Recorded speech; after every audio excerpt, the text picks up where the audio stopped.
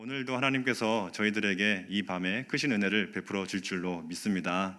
네, 말씀을 통하여서 또 기도를 통하여서 하나님의 크신 은혜를 경험하는 이 밤 되기를 간절히 바랍니다. 오늘 본문은 엘리야가 이제 엘리사에게 이제 마지막으로 선지자 사역을 계승하는 장면을 다루고 있는 본문이 오늘 본문의 말씀입니다. 성경을 읽다 보면 참 재미있는 기사들이 많이 담겨져 있죠. 특별히 이 엘리사와 또 엘리야 이야기는 참으로 읽을 때마다 흥분이 되고 재미있는 것 같습니다.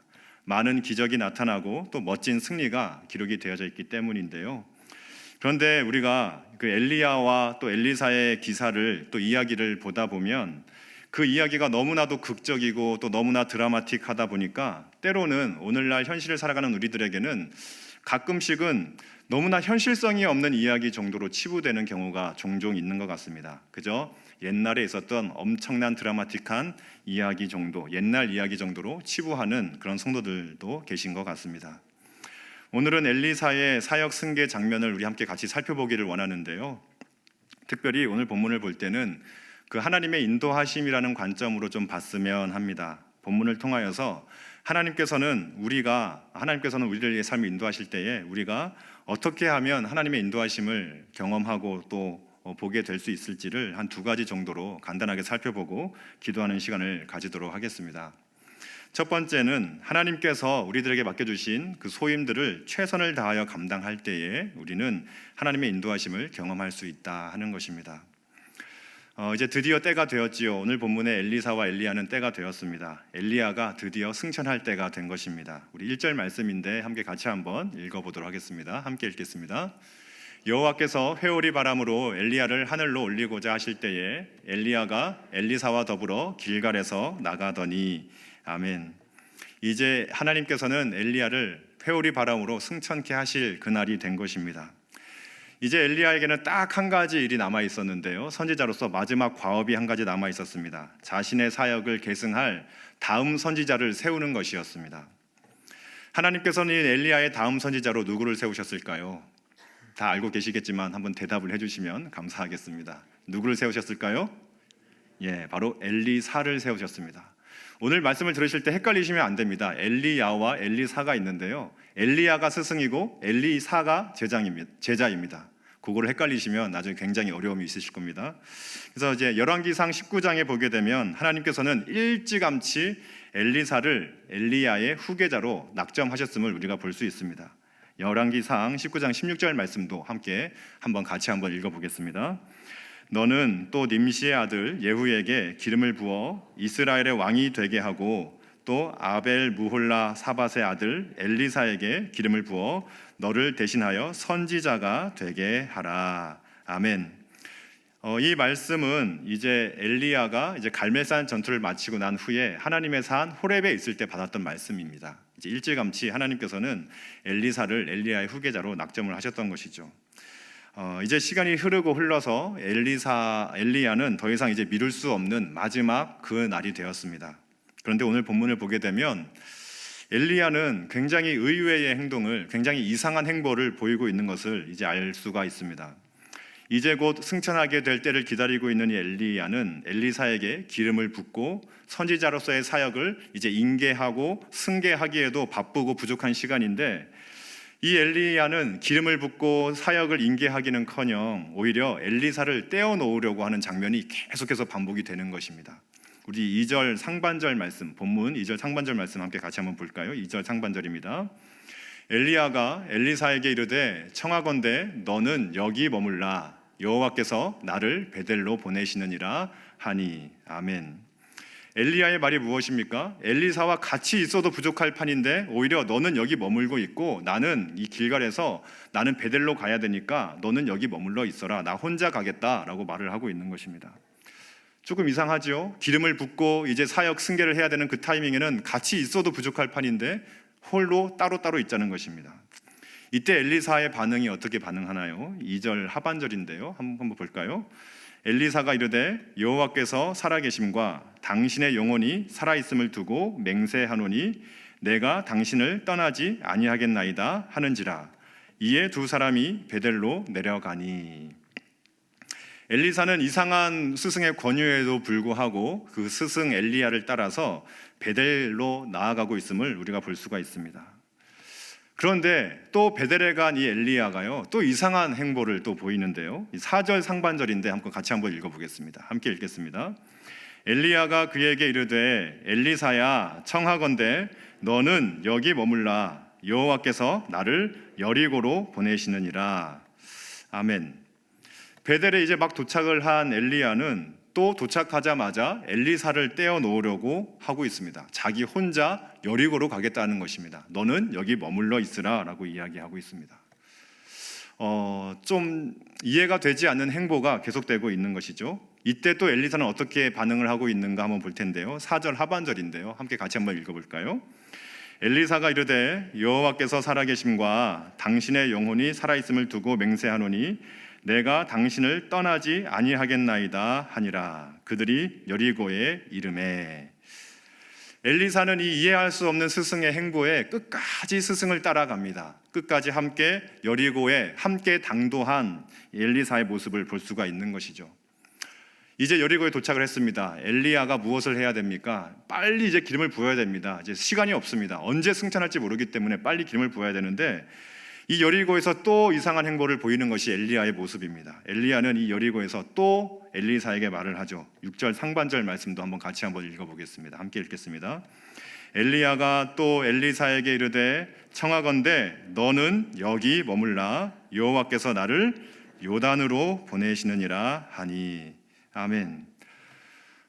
정말 좀 이해하기 힘든 행보 아니신가요? 이제 막 기름을 붓고 사역 승계를 하고 인수인계를 해야 되는 그런 상황인데 또 너는 여기 머물러 있으라 나는 요단으로 가겠노라 라고 이야기하는 것입니다.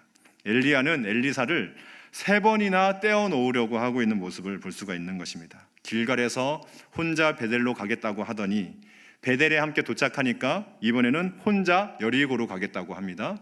여리고에 또 함께 도착을 하자 이번에는 혼자 요단으로 가겠노라 라고 이야기를 하고 있는 것이죠. 어떠신가요? 저는 오늘 본문을 보다 보니까 좀 황당하다는 생각이 좀 들었습니다. 시간이 없지 않습니까? 기름을 붓고 사역을 계승해야 되는데 함께 붙어 있어야 되는 그 시간에 엘리야는 마치 그러기 싫다는 것처럼 나는 너에게 사역 승계하기가 싫어 라는 것처럼 사역을 계승할 마음이 전혀 없는 사람처럼 행동을 하고 있는 것이죠. 이상한 행동입니다. 이러한 상황 속에서 엘리사는 어떻게 반응을 하고 있나요? 마지막 반응인데요. 6절 하반절 말씀 함께 같이 한번 읽어보겠습니다. 결과는 예상되시죠? 네, 함께 같이 한번 읽어보겠습니다. 함께 읽겠습니다. 그가 이르되 여호와께서 살아계심과 당신의 영혼이 살아있음을 두고 맹세하노니 내가 당신을 떠나지 아니하겠나이다 하는지라. 이에 두 사람이 가니라. 아멘.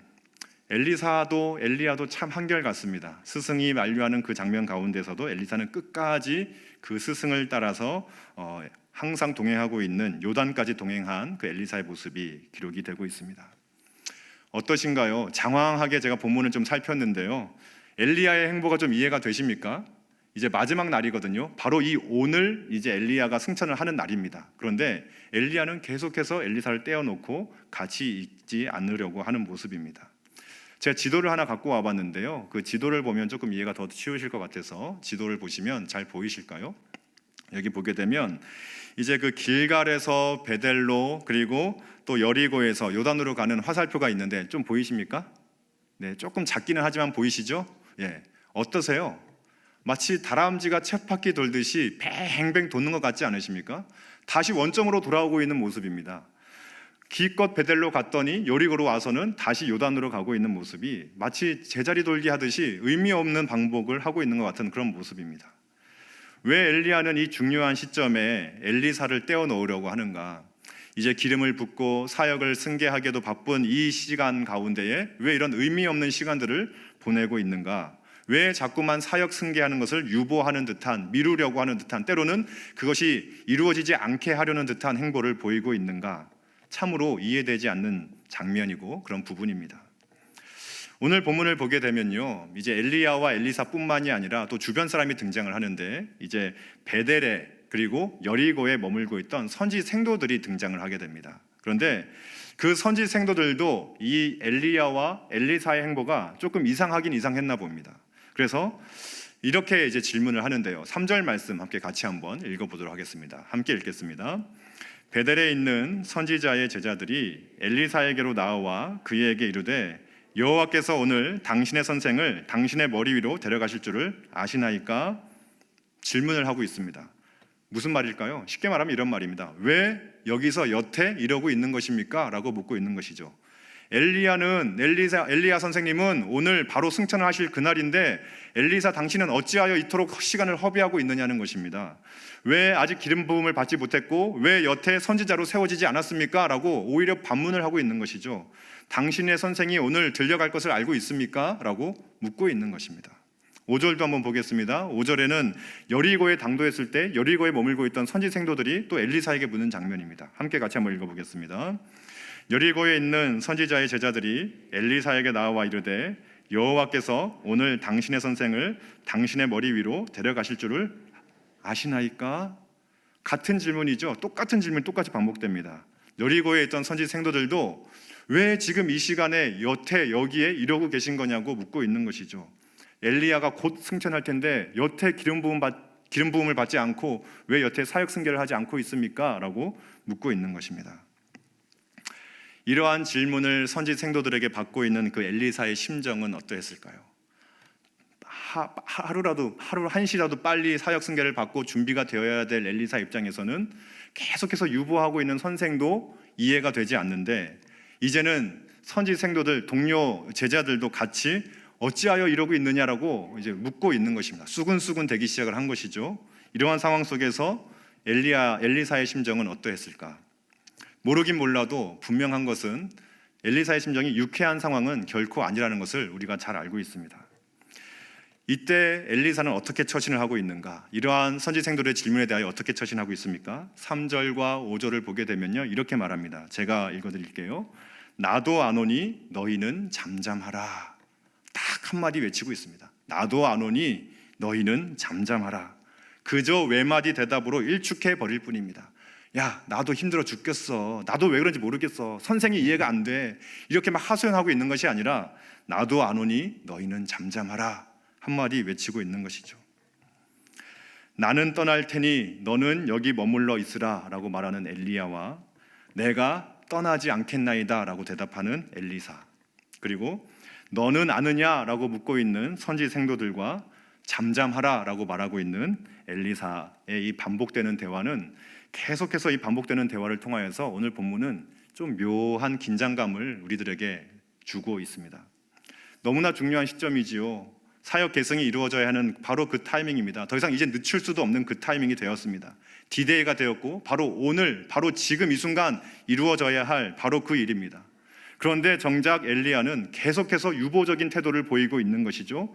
심지어는 우리들만 그런 것이 아니라 당시 그 시대를 살았던 주변 사람들, 선지 생도들조차 의구심을 표할 정도니까 그 이상한 행동은 얼마나 이상했는 것인지는 우리가 충분히 짐작할 수가 있는 것입니다. 도대체 스승 엘리야는 왜 이 중요한 시점에 엘리사를 떼어놓으려고 하는가? 오늘 본문은요, 이러한 엘리야의 이상한 행동, 누가 봐도 이상한 그 행동에 대하여서 어떠한 이유나 어떠한 해명도 하지 않고 있습니다. 오히려 선지 생도들의 질문을 통하여서 엘리야의 행동이 얼마나 이상한 행동이었는지, 진짜 그거는 누가 봐도 이상한 행동이었다는 그 사실만을 더욱 분명하게 드러내고 있는 것이 오늘 본문의 내용인 것이죠. 그러면서 동시에 이처럼 이해되지 않고 있는 이 상황으로 인하여서 유독 특별하게 부각되고 있는 한 사람이 있습니다. 그 사람이 누구일까요? 누구일까요? 바로 엘리사라고 하는 것이죠. 성경은 그 누구도 이해하기 힘든 상황을 맞닥뜨린 엘리사가 그 상황 속에서도 자신이 맡은 바 소임을 최선을 다해 감당하면서 스승과 끝까지 꿋꿋하게 함께하고자 하는 그 엘리사만을 조용히 부각시키고 있습니다. 엘리야가 얼마나 이상한지를 부각시키는 동시에 엘리사를 부각시키고 있는 것이죠. 오늘 본문이 우리들에게 말하고자 하는 것은 왜 이런 이해하기 힘든 상황이 이런 답답한 상황이 우리들에게 주어져야 합니까? 라는 질문이 아닙니다. 오늘 본문은 우리들에게 그에 대한 해답을 주는 것이 아니죠. 오늘 본문이 우리들에게 강조하고 드러내고 있는 것이 무엇입니까? 그토록 이해하기 힘든 상황 속에서도, 선지 생도들조차 이상하게 여길 만큼 그토록 정말 이상한 상황 속에서도, 이해하기 힘든 상황 속에서도 자기가 해야 할 일을 최선을 다하여 감당하고 있는 엘리사의 모습만을 부각시키고 있는 것이죠. 끝까지 스승 엘리야와 함께하며 모든 수군거림도 일축해버리는 제자 엘리사의 모습을 강조하고 있는 것입니다. 우리 인생 가운데에도 종종 이런 때가 찾아올 때가 있습니다. 이제는 때가 됐겠지 하는데, 이제는 드디어 그날이 되었습니다 라고 여길 만한 그때가 되었는데, 상황은 좋아지거나 나아지기는커녕 계속해서 유보되거나 미뤄지는 것 같은 상황을 우리가 맞이할 때가 있죠. 이제는 살림살이가 좀 나아지겠거니 라고 기대를 했는데, 2008년에는 세계 대경제 위기라고 하더니 2020년에는 코로나 팬데믹이라고 해가지고 여전히 힘든 상황을 맞이해 나아가면서 허탈감과 무력감에 빠지는 한 남자 집사님을 만난 적이 있습니다. 때로는 이제는 내가 오랜 회사 생활 가운데 드디어 승진할 때가 되었는데 승진 명단에서 누락되어 실망하시는 분도 만나본 적이 있습니다. 이제 드디어 대학도 졸업을 하고 해외 연수도 겨우겨우 다녀오고 열심히 공부해서 영어 점수도 만들어 놓아서 이제 원하는 취업을 할 수 있겠거니 생각이 드는 때가 되었는데, 너무나 어려운 경제 사정이 찾아와서 신입사원을 선발조차 하지 않는 정말 황당한 경험을 하는 청년들도 만나본 적이 있습니다. 겨우겨우 어렵사리 직장도 구하고 이제는 결혼도 하겠거니 했는데 소개팅도 해보고 선도 많이 보았지만 번번이 제 짝을 찾지 못하는 경우도 보았습니다. 제 경험담은 아닙니다. 때로는 너무나 안타깝게도 큰 병에 걸려서 오랜 시간 투병을 하며 몸조리해서 겨우 회복을 했는데 다른 병이 발견되어 고통하시는 성도님을 만날 때면 저도 마음이 어려울 때가 많이 있습니다. 여러분은 어떠신가요? 한 가정의 아빠와 엄마로, 또 남편과 아내로 지내다 보면 변하지 않는 식구들, 변하지 않는 환경과 가정 형편들을 바라보면서 실망하실 때도 있으실 겁니다. 답답하고 허탈하실 때가 있으실 거예요. 열심히 직장 생활하고 일하고 또 저축도 하면서 재테크도 열심히 나름대로 한다고 해보았는데 변하지 않는 내 생활 수준은 왜 늘 그 모양 그 꼴인지, 변하지 않는 생활 수준과 답보하고 있는 내 자신을 바라보고 있노라면 참 답답할 때가 우리 가운데 찾아올 때가 있다는 것입니다. 특별히 최근에 이 코로나19라고 하는 엄청난 사건으로 인하여서 이제 전 세계적인 큰 변화의 물결이 시작이 되었는데요. 그것 때문에 정말 많은 분들이 허탈감을 호소하시는 분들이 굉장히 많이 있습니다. 급격하게 올라버린 부동산, 주식 투자, 가상화폐 이런 것들을 바라보면서 너무나 허탈감에 빠지는 분들을 종종 또 많이 만나보게 되는 것이죠. 이러한 상황을 맞닥뜨리다 보면 허탈감이 찾아오기도 하고 또 분노가 치밀어 오르기도 합니다. 그러나 더 힘든 것은 주변의 반응인 것 같습니다. 마치 오늘 본문의 엘리사가 선지자의 제자들이 수군거림을 들으며 마음 어려워했을 그 상황처럼 여러 가지 어려운 상황들도 어렵지만 그 주변에 나와 비슷한 줄 알았는데 어느새 나보다 많은 돈을 모으고 어느새 나보다 저만치 앞서가는 사람들을 바라보노라면 내 마음이 더 어려워지는 경우들을 감당하기 어려워질 때가 종종 있다고 하는 것이죠. 이러한 우리들에게 오늘 본문은 분명하게 말씀을 하는 것 같습니다. 때로는 이해되지 않고 때로는 정말 이제는 때가 되었겠거니 생각하는 그런 상황이 펼쳐져야 함에도 불구하고 정체되고 유보되는 정말 답답하고 이해되지 않는 상황을 만날 때에 우리는 어떻게 해야 하는가? 바로 엘리사처럼 때로는 이해되지 않아도, 때로는 정말 납득하기 힘들어도 하나님께서 맡겨주신 가정을, 하나님께서 맡겨주신 일터를, 하나님께서 맡겨주신 그 소임을 최선을 다해 감당할 때에 하나님께서는 우리의 삶을 인도해 가신다라고 말씀하고 있는 것이죠. 엘리사는 이해되지 않는 답답한 상황을 맞이했습니다. 누가 봐도 이상합니다. 선지 생도들조차 이상히 여길 정도면 말 다 했습니다. 그런데 엘리사는요, 스승에게 화를 내거나 반대로 스승의 이상한 행동에 낙심해서 포기해버리거나 하지 않았습니다. 그저 자신의 자리에서 할 수 있는 일을 최선을 다하여 감당하고 있는 것이죠. 스승이 가는 곳이면 끝까지 쫓아가고 제자들의 수군거림이 있으면 일축해버리는 그런 모습들을 통하여서 자신이 할 수 있는 최선의 일을 감당해 나아가는 엘리사의 모습이 부각되고 있습니다. 이러한 엘리사를 하나님께서는 어떻게 하셨습니까? 오늘 우리가 결론을 다 알고 있지 않습니까? 마침내 하나님께서는 그 엘리사를 엘리야의 후계자로 세우시며 엘리야보다 더 큰 기적과 이적을 행하는 하나님의 선지자로 세워나가시는 것을 우리가 너무나도 잘 알고 있습니다. 그것이 바로 오늘 본문의 내용인 것이죠. 본문의 엘리사의 모습을 보는데요, 저는 하나님께서 저한테 이렇게 말씀하시는 것 같았습니다. 힘들지? 답답하지? 포기하고 싶지? 그래도 맡은 본분에 최선을 한번 다해주지 않겠니? 내가 지금 너의 삶을 인도해 가는 중이야 라고 말씀하시는 것 같았습니다. 지난 교회에서 양육 과정을 함께 했던 한 자매가 있었습니다. 어머니도 기도를 굉장히 많이 하시는 권사님이셨는데요, 취업을 위해서 열심히 기도하시던 중에 드디어 이제 그 자매가 취업이 된 거 꽤 오래전 이야기입니다. 국내 최고 대기업의 모 S기업에 이제 취직이 된 것이죠. 근데 인턴으로 된 것입니다.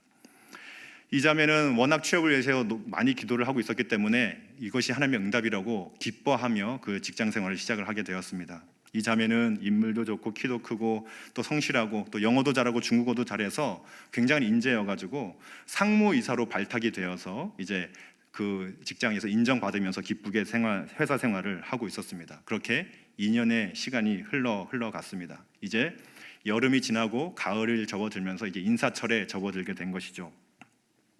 그 자매는 내심 기대를 하고 있었습니다.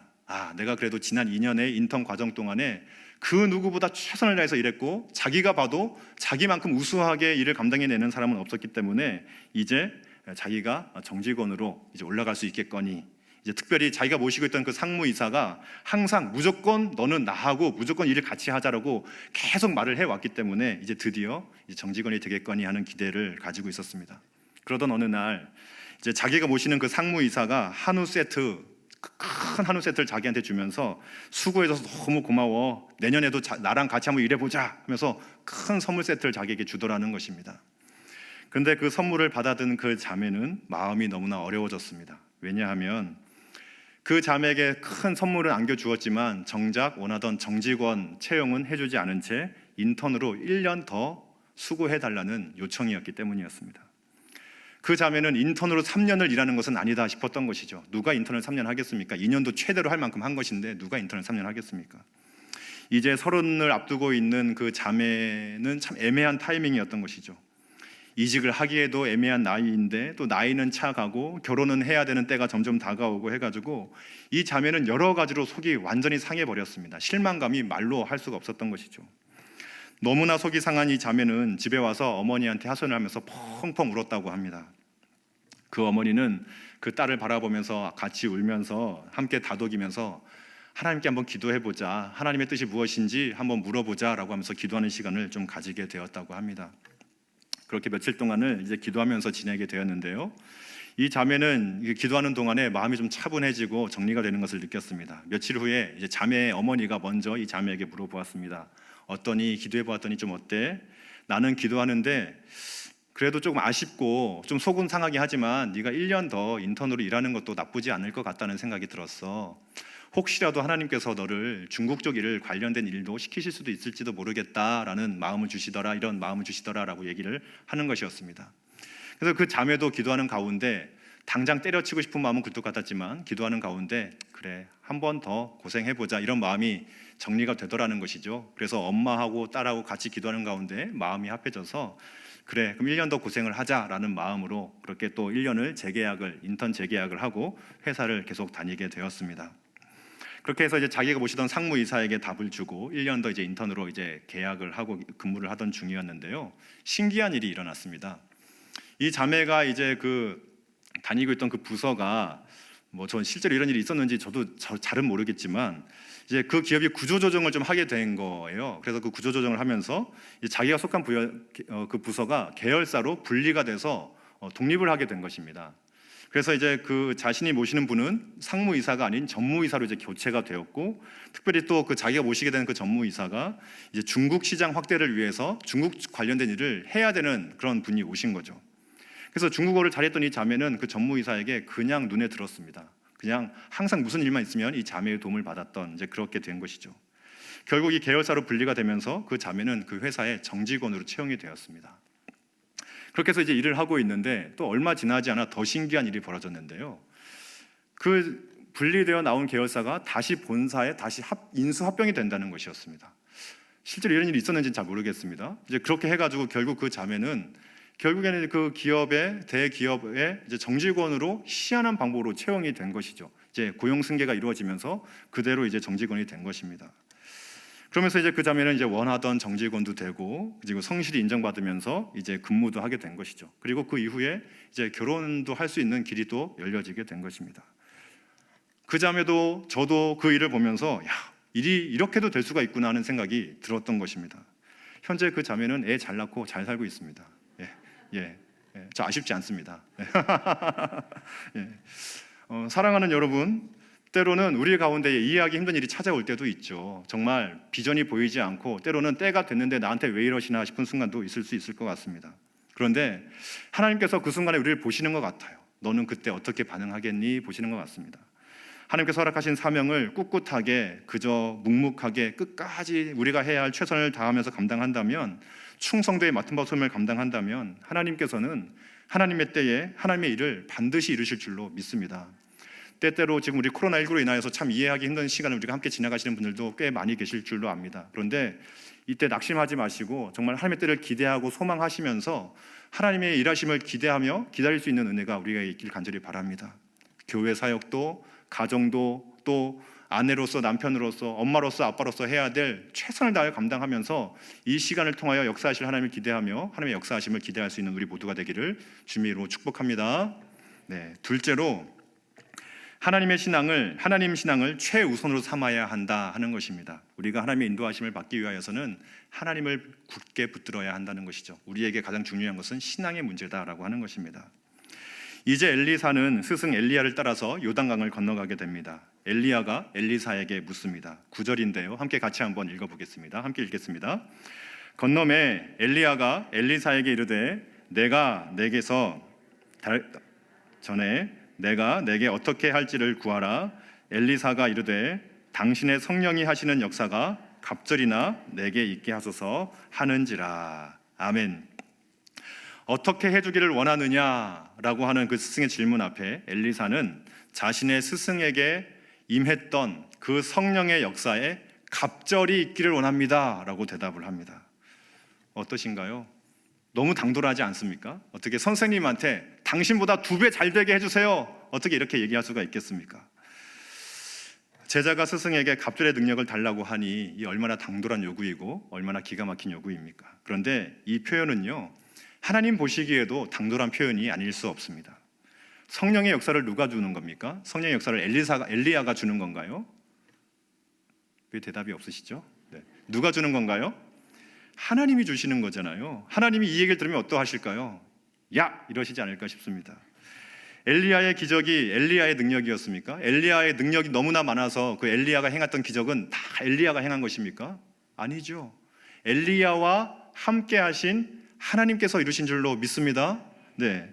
그런데 왜 엘리사는 그 엘리야에게 왜 이런 표현을 하고 있을까요? 왜 당신에게 임했던 성령의 역사에 갑절이 내게 있기를 원합니다 라고 이야기를 하고 있는 것입니까? 여기서 우리가 주목해야 될 부분이 있는데요, 성령이 하시는 역사가 갑절이나 있게 하소서라는 그 표현에서 갑절이라고 하는 표현은요, 엘리사에게 2배를 달라는 것이 아닙니다. 오늘 본문에 갑절이라고 표현된 그 본문의 단어는 유산에서 사용되는 표현입니다. 유산을 물려받을 때에 사용되는 표현이에요. 올바른 표현은 또 구약의 다른 곳에 표현된 번역으로는 두목이라고 번역할 수도 있습니다. 두목, 그러니까 더블 포션, 발음이 좋지 않지만 그런 표현이라고 할 수 있습니다. 신명기 21장을 보면 두목시라는 단어가 나오는데요, 그것은 장자의 몫을 이야기할 때에 아버지가 유산을 물려줄 때 장자는 2몫을 받고 나머지 형제들은 1몫을 받게 되어 있는 그 두목시라고 표현할 때 그 표현이 바로 여기서의 갑절이라고 하는 표현입니다. 신명기 21장 17절 같이 한번 읽어보길 원합니다. 함께 읽겠습니다. 반드시 그 미움을 받는 자의 아들을 장자로 인정하여 자기의 소유에서 그에게는 2몫을 줄 것이니 이는 자기의 기력의 시작이라 장자의 권리가 그에게 있음이니라. 아멘. 2명의 아들이 있다면 그 유산은 어떻게 분배가 되어야 되겠습니까? 그 유산은 3등분을 해서 3분의 2는 큰아들에게 그리고 3분의 1은 작은 아들에게 주게 되어 있었습니다. 4명이 있다면 어떻게 될까요? 그 재산을 5등분을 해서 이제 5분의 2는 큰아들에게, 나머지 둘째, 셋째, 넷째에게는 5분의 1씩, 지금 산수가 되시죠? 네. 그렇게 이제 나누어 가지는 것이 당시 유산의 법이었다고 하는 것이죠. 엘리야가 구한 갑절의 영감이라고 할 때 그 표현은 그저 선생님보다 2배 더 많은 능력을 행하게 해주십시오라고 하는 그런 표현보다는 오히려 장자로서 당신의 신앙을 계승하기를 원합니다라고 하는 표현에 더 가깝습니다. 엘리야에게는 많은 선지 생도들이 있었습니다. 오늘 본문에서도 여리고에 또 베델에 수많은 선지 생도들이 있었던 것을 우리가 잘 알 수가 있습니다. 엘리야는 많은 선지 훈련생들에게는 선생님이었던 것이죠. 그런데 엘리사에게 있어서 엘리야는 단순한 선생님 정도가 아니었다는 표현인 것입니다. 엘리사가 성령의 갑절의 영감을 주십시오라고 요구했던 것은 선생님으로서 엘리야를 대하고 있는 것이 아니라 그 엘리야를 무엇으로 대하고 있는 것입니까? 유산을 물려받을 큰 아들로서 장자로서 그 아버지를 대하듯이 자신의 선생을 대하고 있었던 것입니다. 엘리사는 엘리야를 자신의 영적 아버지로 인정하며 따르며 배우고 있었던 것이죠. 마치 바울에게 영적인 아들 디모데가 있었던 것처럼 엘리야와 엘리사의 관계는 그런 영적인 아들과 아버지의 관계였다고 하는 것입니다. 엘리사가 성령의 역사를 갑절이나 내게 있게 하옵소서라고 했던 간구는 나에게 많은 역사를 일으킬 수 있는 능력을 주십시오, 선생님보다 2배나 많은 능력을 행하기를 내가 원합니다 라고 외쳤던 것이 아니라 선생님, 아니 영적인 아버지인 엘리야 당신에게 나는 당신의 영적인 아들입니다 라고 외치고 있는 것이죠. 나는 당신의 영적인 장자가 되기를 소원합니다 라고 하는 간구의 내용이 바로 이 외침이었던 것입니다. 엘리사는 분명히 알고 있었죠. 자신은 엘리야와 같은 능력을 행할 능력이 자기에는 아무것도 없다는 것을 너무나 잘 알고 있었습니다. 엘리야가 누구인가요? 천하를 호령하던 아합 왕 앞에서도 절대 주눅들지 않고 갈멜산에서 바알과 아세라 선지자 850대1과 싸워서 멋진 승리를 거두었던 선지자가 바로 이 엘리야였습니다. 가뭄 가운데에 비가 내리게 했던 선지자가 이 엘리야였습니다. 흐르는 강물을 갈라지게, 요단강을 갈라지게 했던 선지자가 이 엘리야였습니다. 죽은 아이를 살려내었던 선지자가 바로 이 기적 엘리야였죠. 엘리야는 기적의 선지자 그 자체였습니다. 누가 비를 내릴 수 있습니까? 어떤 사람이 죽은 자를 살려낼 수가 있겠습니까? 어떤 사람이 흐르는 요단강물을 갈라낼 수가 있단 말입니까? 이 세상에서 그런 능력을 가진 사람은 단 한 사람도 없습니다. 아무리 좋은 스승 밑에서 배운다고 한들 그런 능력을 행할 수 있는 사람은 아무도 없다는 것이죠. 오직 모든 능력의 근원 되시는 하나님께서 함께 하실 때에 비로소 가능한 일이 바로 엘리야가 행했던 그 기적이라고 하는 것입니다. 엘리사는 이러한 사실을 너무너무나 잘 알고 있었던 것이죠. 엘리사가 엘리야에게 2 몫을 요구하며 나는 당신의 영적인 장자가 되기를 원합니다, 영적인 아버지 엘리야여 나에게 장자로서 성령의 능력의 성령의 유산을 나에게 보내주십시오, 유산을 물려주십시오, 이렇게 요구하고 있는 것은 단순하게 내가 당신의 계승자가 될 테이니, 내가 당신의 대를 잇는 계승자가 될 테이니 다른 제자들과는 좀 구별되는 특별한 능력을 나에게만 주십시오, 이런 뜻이 아니라는 것입니다. 엘리사가 2 몫의 영감을 달라고 외치며 자신이 엘리야의 영적인 장자가 되겠노라 라고 외쳤던 그 외침은 스승이었던 엘리야가 가진 그 하나님 신앙, 여호와 하나님만을 온전히 붙들고 그분이 명하시는 것은 무엇이든지 해 나아가는 그 신앙과 그 믿음을 나는 온전히 계승하기를 원합니다. 바알도 아닌, 아세라도 아닌, 다른 어떤 신적인 존재가 아닌 오직 당신이 믿고 당신이 따랐던 그 여호와 하나님을 나도 똑같이 섬기겠습니다, 당신의 신앙을 그대로 나도 그대로 물려받겠습니다 라고 하는 의지의 표현이 바로 이 갑절의 영감을 나에게 있게 해 주십시오 라고 하는 외침에 담겨 있는 것입니다. 구약 성경을 보면요, 하나님께서 자신의 이름을 알리실 때가 종종 있는데요, 특별히 아브라함의 하나님, 이삭의 하나님, 야곱의 하나님이라고 자기를 소개합니다. 이렇게 소개하는 이유가 무엇일까요? 아브라함의 하나님이 다르고 이삭의 하나님이 다르고 야곱의 하나님이 다르기 때문에 각각 다른 하나님을 소개하기 위해서 이렇게 소개하는 것일까요? 절대 그렇지 않죠. 오히려 그 반대라는 것을 우리는 너무나 잘 알고 있습니다. 그 아브라함에게 나타나셨던 그 하나님이 누구라는 것입니까? 이삭에게 나타나셔서 동일한 역사를 허락하신 분이라는 것입니다. 또 그 이삭에게 역사하셨던 그 하나님은 동일하게 또 누구에게 나타나셨다는 것이죠? 야곱에게 나타나셔서 동일한 역사, 동일한 은혜를 주신 분이 바로 그 하나님이라 하는 표현이 바로 그 이름에 담겨 있는 것입니다. 아브라함의 하나님, 이삭의 하나님, 야곱의 하나님이라는 표현은 바로 그런 하나님을 표현하고 있는 것이죠.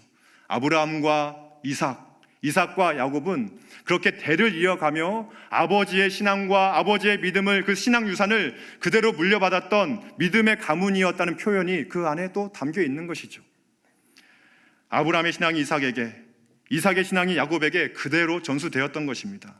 그래서 아브라함의 하나님이 이삭의 하나님이 되고 이삭의 하나님이 야곱의 하나님이 된 것이죠. 엘리사가 엘리야에게 성령의 영감을 갑절이나 내게 있게 하옵소서라고 외치며 장자의 몫인 두 몫을 요구하며 엘리야여 내가 당신의 영적인 장자가 되겠습니다라고 외쳤던 것은 나에게 능력을 더 많이 달라는 표현도 아니고 자신을 특별하게 대우해달라는 표현도 아닙니다. 딱 하나죠. 엘리야, 당신의 하나님이 나의 하나님이 되게 해주십시오. 내가 원하는 것은 당신의 하나님이 나의 하나님이 되는 것입니다. 나는 당신의 신앙, 당신의 믿음, 당신의 그 신앙 유산을 내가 물려받기를 소원합니다 라고 외치고 있는 것입니다. 신앙의 스승을 전수하겠다는 엘리사의 의지의 표현이 바로 그 외침 속에 담겨 있던 것이죠. 엘리사에게 가장 중요했던 것이 무엇입니까? 엘리야의 능력이었습니까? 엘리야의 멋진 폼나는 그런 아우라가 느껴지는 어떤 그런 외형이었습니까? 제자들을 끌고 다니며 이렇게 우두머리 역할을 하는 그런 폼나는 인생이었습니까? 아닙니다. 엘리사가 원했던 것은 딱 한 가지죠. 엘리야의 하나님이 나의 하나님이 되게 하여 주옵소서. 바로 그게 엘리사가 구했던 딱 한 가지 소원이었던 것입니다. 스승 엘리야 시대, 그 당시의 이스라엘의 상황은 어떠했나요? 아합과 이세벨의 시대는 어떠했습니까? 온 이스라엘이 바알을 섬기는 정말 처참한 시대였습니다. 하나님의 선택받은 백성, 하나님의 구별된 백성 이스라엘이 온 백성이 바알을 숭배하는 그야말로 말도 안 되는 상황이 펼쳐진 것이 당시 스승 엘리야 시대에 있었던 일입니다. 이토록 온 이스라엘이 하나님 대신 바알을 섬기게 되었던 것은 하나님께서 능력이 없었기 때문일까요? 하나님께서 무능하셔서 그렇게 온 이스라엘 백성들을 방치하고 계셨던 것일까요? 절대 그렇지 않습니다. 하나님께서 바알에게 진 것입니까? 절대 그렇지 않습니다. 열왕기 상하가 드러내고 있는 관점이 한 가지가 있는데요, 이스라엘이 바알을 섬기는 것은 결코 여호와 하나님께서 무능해서 그런 것이 아니다라는 관점을 잘 드러내고 있습니다. 열왕기서에 기록되어 있는 엘리야 기사를 한번 잘 보십시오. 엘리야의 하나님은 어떤 하나님이십니까? 엘리야와 함께 하신 하나님은 가뭄을 일으키시기도 하시지만 그 3년 6개월 이후에 그 가뭄을 상쇄할 만큼 큰 비를 내려주시는 분이 누구시죠? 엘리야의 하나님이셨습니다. 엘리야와 함께 하신 그 하나님은 갈멜산 꼭대기에서 큰 불을 내려서 완전히 젖어버린 그 제단을 완전히 불로 살라버리는 그 능력의 하나님이 누구십니까? 엘리야의 하나님이셨던 것이죠. 엘리야와 함께 하셨던 그 하나님은 죽은 아이를 살려내는 능력의 하나님이셨습니다. 엘리야와 함께 하셨던 그 하나님은 가녀린 과부가 먹을 것이 없어 굶어 죽을 때에 그 비어져 버린 그 그릇에, 그 곡간에 곡식과 기름을 풍성하게 솟아나도록 하신 분이 바로 우리 하나님이셨던 것이죠. 할렐루야. 열왕기서는 엘리야 시대만큼 하나님께서 놀라운 기적으로 역사하신 시대가 또 있을 만큼 그럴 정도로 풍성한 기적과 능력의 하나님을 드러내고 있는 것이 열왕기서라고 하는 책입니다. 열왕기가 드러내는 것은요, 하나님이 무능하신 게 아니라 이렇게까지 능력이 있으신 분일까 싶을 정도의 능력의 하나님, 그 하나님을 드러내는 것이 열왕기서라고 하는 것입니다. 그것이 엘리야의 하나님이었던 것이죠. 그런데도 이스라엘은 어떻게 하고 있습니까? 그 능력의 하나님이 엘리야를 통하여 놀라운 기적을 행하고 있음에도 불구하고 이스라엘은 하나님을 떠나서 바알을 섬기며 아세라를 섬기며 하나님 보시기에 가증스러운 일을 끊임없이 해대고 있는 것입니다. 하나님이 무능해서가 아니라 이것은 의도적인 불손이며 의도적인 불순종이다라는 것을 열왕기가 드러내고 있는 것이죠. 하나님께서 엘리야 선지자를 통하여 수많은 이적을 보여주셨지만 이스라엘은 결코 죄에서 돌이키지 않습니다. 기적을 보았을 때 잠시 놀라워했을 뿐 결코 그 죄에서 돌이키지 않습니다. 오늘 본문 열왕기 하로 오면 열왕기 하 2장 앞절인 1장을 한번 보시면 누구로 시작하고 있습니까? 열왕기 하 첫 장은 아합의 아들이었던 아하시야의 이야기로 시작을 하고 있습니다. 아하시야는 아합의 아들이었죠. 아버지 왕이었던 아합으로부터 왕권을 계승하고 물려받아 유산으로 받았던 사람이 아하시야였습니다. 동시에 왕권만 물려받은 것이 아니라 바알 신앙까지 같이 덤으로 유산으로 물려받은 자가 이 아하시야였죠. 열왕기하 1장 2절 말씀 우리 함께 같이 한번 읽어보길 원합니다. 함께 읽겠습니다. 아하시아가 사마리아에 있는 그의 다락 난간에서 떨어져 병들매 사자를 보내며 그들에게 이르시되 가서 에글론의 신 바알세부백에 이 병이 낫겠나 물어보라 하니라. 아하시아 왕이 병이 들었습니다. 그 병이 나을지 안 나을지 궁금했습니다. 누구한테 물어보라고 하고 있는 것이죠? 에글론의 신 바알세부백에 물어보라 라고 신하들에게 명령을 하고 있습니다. 그 아버지의 그 아들입니다. 말 그대로 그 아버지의 그 아들이죠. 영적으로 완전히 어두워져 버린 시대를 담고 있습니다. 결국 하나님은 이 의도적인 불손과 불신앙으로 가득 찬 이 아하시아를 어떻게 하나요? 열왕기하 1장 16절로 17절 말씀인데요, 우리 함께 같이 한번 읽어보겠습니다. 함께 읽겠습니다. 말하되 여호와의 말씀이 내가 사자를 보내 에그론의 신 바알세부백에 물으려 하니 이스라엘에 그의 말을 물을 만한 하나님이 안 계심이냐? 그러므로 내가 그 올라간 침상에서 내려오지 못할지라 내가 반드시 죽으리라 하셨다 하니라. 왕이 엘리야가 전한 여호와의 말씀대로 죽고 그가 아들이 없으므로 여호람이 그를 대신하여 왕이 되니 유다 왕 여호사밧의 아들 여호람의 둘째 해였더라. 아멘. 이렇게 1장이 마무리가 되면서 2장에 넘어오면서 소개되고 있는 사람이 있습니다. 그게 누구입니까? 엘리사라는 것이죠. 이 열왕기 기자는 1장과 2장을 의도적으로 대조하고 있는 것입니다. 이러한 정말 영적으로 캄캄해져 버린 영적인 암흑기 가운데 놓여져 있는 이스라엘 상황 가운데 한 줄기 빛이 있다는 것입니다. 그게 누굽니까? 아버지의 왕권을 물려받았고 또 아버지의 바알 신앙을 그대로 계승하고 물려받은 그 아하시아와는 대조되는 엘리야가 가졌던 여호와 하나님 신앙을 그대로 계승하고자 하는 그 엘리야의 영적인 아들, 그게 누굽니까? 엘리사라는 것이죠. 그 엘리사야말로 이 캄캄하게 어두워져 버린 이스라엘의 한 줄기 소망의 빛이다 라고 열왕기서 기자가 하나님이 우리들에게 소개하고 있는 것입니다. 우리가 가져야 할 신앙이 무엇입니까? 아합과 아하시아가 가졌던 바알 신앙과 아세라 신앙은요, 오늘날로 치자면 돈을 사랑하는 것입니다. 빠른 응답을 원하는 것이죠.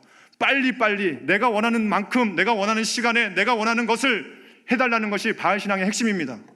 하나님은 절대 그렇지 않죠. 누가 주인이십니까? 누가 왕이십니까? 내가 왕이 아니라 하나님이 왕이시기 때문에 우리가 그 하나님의 왕의 뜻에 따라가는 것이 하나님 신앙의 핵심인 것이죠. 그런데 사람들은, 이스라엘 백성들은, 아합과 아하시아는 내가 원하는 방법으로 내가 원하는 때에 내가 원하는 것을 얻어야 되겠노라 라고 외치며 바알을 섬기고 아세라를 섬기며 바알세붑을 섬기고 있는 것입니다. 코로나 시가 되었습니다. 우리는 무엇을 바라보고 있습니까? 오늘날처럼 돈에 대하여 관심 있는 시대가 없는 것 같습니다. 가상화폐니 부동산이니 주식이니 이런 것에 온통 빠져가지고 누구나 다 어딜 가든 돈 얘기밖에 안 합니다.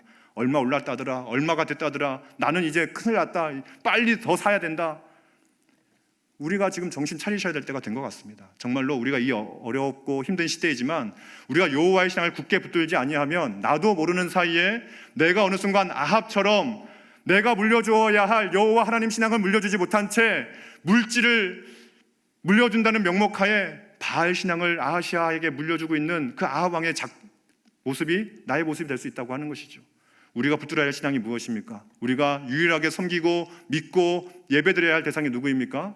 여호와 하나님이신 줄로 믿습니다. 오늘 본문은 우리들에게 그것을 요구하고 있는 것이죠. 우리가 가져야 할 신앙, 하나님의 인도함을 받는 엘리사는 오직 여호와만을 섬기기 위하여 다짐하고 붙들었던 자다라고 이야기하고 있는 것입니다. 스승님에게 당신의 성령의 역사가 나에게 갑절이나 있게 하옵소서라고 외쳤던 것은 능력을 구하는 것도 아니요, 돈을 구하는 것도 아니요, 명예를 구하는 것도 아니라 오직 나는 여호와 하나님, 당신 엘리야의 하나님, 그 하나님이 나의 하나님이 되기를 소망합니다. 나는 내 평생을 통하여 오직 주님만을 높이겠습니다. 주님의 영광을 위한 삶을 살게 하옵소서라고 했던 그 외침이, 그 의지에 찬 다짐이 바로 성령의 영감의 갑절을 내게 있게 하옵소서라고 외쳤던 바로 그 외침이라고 하는 것입니다. 오늘 엘리야는 우리들에게 똑같이 외치고 있죠. 성령의 역사를 갑절이 있게 해 주옵소서. 엘리야의 하나님이 나의 하나님이 되어 주시옵소서. 나는 오직 여호와 하나님만을 섬기겠습니다 라고 외치고 있는 것이 오늘 엘리야의 외침인 것입니다. 오늘 성경은 우리에게 동일하게 묻고 있습니다. 너는 무엇을 계승할 것이냐? 너는 무엇을 유산으로 남겨주고 싶으니? 라고 묻고 있는 것 같습니다. 여러분은 누구십니까? 또 여러분의 자녀는 누가 되기를 원하십니까? 또 여러분은 무엇을 유산으로 물려주길 원하시며 여러분은 무엇을 유산으로 계승하길 원하십니까? 아합의 바알 신앙을 유산으로 물려받았던 아하시아가 우리 자녀가 되길 원하십니까? 아니면 엘리야의 여호와 신앙을 붙들며 나도 그 신앙을 계승하겠노라 다짐하고 있는 엘리사가 우리의 자녀가 되길 원하십니까? 코로나 시대 가운데에 참 분별력이 없어지기 쉬운 이때 가운데 우리는 더욱더 붙들어야 될 그 거룩하고 존귀한 이름은 여호와 하나님이신 줄로 믿습니다. 이러한 현실 속 참 오늘날 우리 현실을 보게 되면 너무나 안타까운 현실이 많이 있는데요. 특별히 주일 보면 안타까울 때가 종종 있습니다. 많은 분들이 오고 계시지만 그래도 예전에 나오시던 분들이 아직 많이 못 나오고 계신 걸 보면 많이 안타깝습니다. 특별히 동네 마트는 잘 가시고 또 아이들은 학원에 다 보내시는 것 같은데 이상하게 교회는 안 나오시는 것 같고 이상하게 주일학교는 좀 많이 안 나오는 것 같은 이런 모습을 보면 참 많이 안타까울 때가 종종 있습니다. 이러한 현실 가운데에 오늘 본문의 엘리사의 외침이 우리의 외침이 되어야 될 줄로 믿습니다. 네. 이제 말씀을 마치려고 하는데요. 이제 오늘 본문을 통하여서 하나님께서 엘리사를 어떻게 세우시며 또 어떻게 인도해 가셨는지를 살펴보았습니다. 우리가 붙들어야 할 것은 첫 번째는 때로는 이해하기 힘든 상황이 우리 가운데 펼쳐질지라도 하나님의 인도하심을 굳건히 믿으며 내가 해야 될 소임을 하나님 앞에서 최선을 다하여 충성되게 감당할 수 있는 우리 모두가 되기를 주님으로 축복합니다. 또한 정말 많은 어려움 속에서 때로는 눈에 보이는 물질이 너무나 중요해 보이고 때로는 정말 자식들에게 더 좋은 것 주고 싶은 마음이 있을지라도 다른 어떤 것보다 정말 여호와 하나님만을 굳게 섬기는 그 신앙의 유산을 물려줄 수 있는 믿음의 부모님 되시기를 또 주님의 이름으로 축복합니다.